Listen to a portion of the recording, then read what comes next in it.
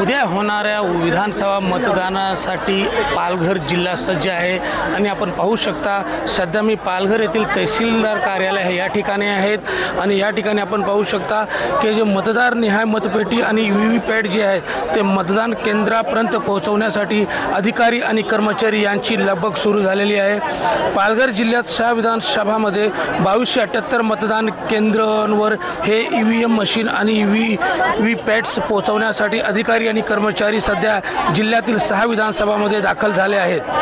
प्रत्येक विधानसभानुसार या मतपेट्यांचे वाटप अधिकारी आणि कर्मचारी यांना करण्यात आले असून काहीच वेळात हे अधिकारी आणि कर्मचारी मतदान केंद्रावर पोहोचतील। पालघर जिल्ह्यातील 22,92,000 इतके मतदार असून मतदानासाठी 2278 मतदान केंद्र उभारण्यात आले आहेत। मतदान प्रक्रिया सुरळीत पार पडावी म्हणून 12,500 अधिकारी आणि कर्मचारी, 4,000 पोलीस कर्मचारी आणि 2,000 होमगार्ड आणि 8 CRPFच्या तुकड्या जिल्ह्यात तैनात करण्यात आले आहे।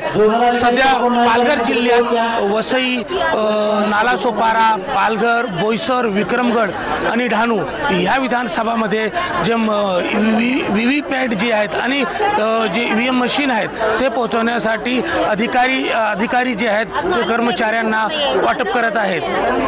कॅमेरामॅन निखिल मिस्त्रीसह मोहम्मद हुसेन खान, TV9 मराठी, पालघर।